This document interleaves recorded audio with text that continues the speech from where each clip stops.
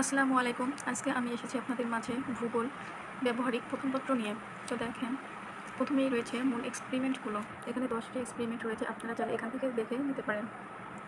তো এরপরে আমি পর্যায়ক্রমে দেখাবো একটি করে এক্সপেরিমেন্ট এবং এর যে বিবরণগুলো রয়েছে সেগুলো। তো প্রথমেই রয়েছে সরলমাপনী অঙ্কন। দেখেন এটি কতটা সুন্দর হয়েছে। তো আপনারা মাপ অনুযায়ী সুন্দরভাবে এই চিত্রগুলো অঙ্কন করবেন এবং চিত্রর পাশেই অর্থাৎ চিত্রর পরেই রয়েছে এর বিবরণ, সকল বিবরণ দেওয়া রয়েছে।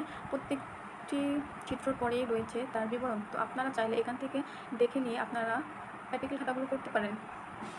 তো দেখেন একটির পর একটি করে চিত্র রয়েছে এবং এরপরে রয়েছে এর মূল লেখাগুলো। তো 2 নম্বরটা দেখেন কর্ণ বা কুণ্ডির মাফিক অঙ্কন। এই যে চিত্র এবং এরপরে রয়েছে যে মূল কথাগুলো অর্থাৎ লেখা, সেটা দেখে নিন ভালো করে। এরপরে রয়েছে 3 নম্বরটা অর্থাৎ সমন্বিত রেখা ও তার পার্শ্বচিত্র অর্থাৎ আগ্নেয়গিরি, মালভূমি এবং সাংকোপ পাহাড়। দেখেন চিত্রগুলো কতটা সুন্দর হয়েছে, আপনারা এখান থেকে দেখে লিখতে পারেন।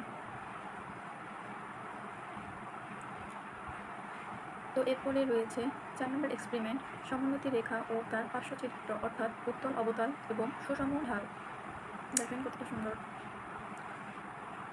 আপনারা সবসময় মনে রাখবেন যে প্র্যাকটিক্যাল খাতাগুলো লেখাগুলো যতটা সুন্দর হবে তার নাম্বারগুলো ততটা সুন্দর পাবেন আপনারা। তো খাতাটা ভালোভাবে উপস্থাপন করতে হবে। এরপরে রয়েছে 5 নম্বর এক্সপেরিমেন্ট ছক বা বর্গ পদ্ধতির মাধ্যমে মানচিত্র সম্প্রসারণ। তো দেখেন এটা হতেছে মানচিত্রের সম্প্রসারণ। কতটা সুন্দর হয়েছে চিত্রটা, আপনারা চিত্রটা সুন্দরভাবে অঙ্কন করবেন। এরপরে যে লেখাগুলো রয়েছে তার পাশেই রয়েছে।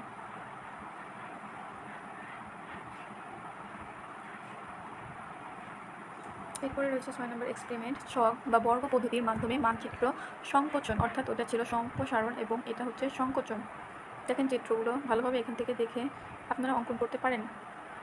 এরপরে রয়েছে এর যে মূল লেখাগুলো, সেটি পরের পৃষ্ঠায় রয়েছে। দেখেন কতটা সুন্দর, আপনারা এখান থেকে চাইলে লিখতে পারেন। এরপরে যে এক্সপেরিমেন্টটা রয়েছে তা হচ্ছে সমতাপ রেখার মানচিত্র অঙ্কন, অর্থাৎ দেখেন বাংলাদেশের যে সমতাপ রেখার যে অঙ্কন রয়েছে মানচিত্র, সেটা। তো আপনারা চাইলে এখান থেকে দেখে নিতে পারেন। দেখেন কতটা সুন্দর হয়েছে। এরপরে যে এর মূল লেখাগুলো সেটাও দেখেন এখানে লেখা রয়েছে। তো একইভাবে আবারও পরেরটা, একটা হচ্ছে সমতাপ এবং অপরটা হচ্ছে সমবর্ষণ রেখা। তো এটা হচ্ছে সমবর্ষণ রেখার মানচিত্র অঙ্কন। এরপরে রয়েছে এর লেখা। তারপরে অর্থাৎ 9 নম্বর এক্সপেরিমেন্টটা হচ্ছে বৃষ্টিপাতের উপাত্ত ব্যবহার করে রেখাচিত্র অঙ্কনে। দেখেন এটা হচ্ছে বৃষ্টিপাতের যে বাংলাদেশের অঞ্চলের যে রেখাচিত্র, সেটা অঙ্কন করা হয়েছে। এরপরে রয়েছে লেখাগুলো এবং সর্বশেষ যেটা রয়েছে সেটা হচ্ছে স্থানীয়ভাবে বৃষ্টিপাত মাপার প্রক্রিয়া। এটা হচ্ছে সেটা। চিত্রটা দেখেন, আপনারা মাপটা নেবেন এবং সুন্দরভাবে অঙ্কন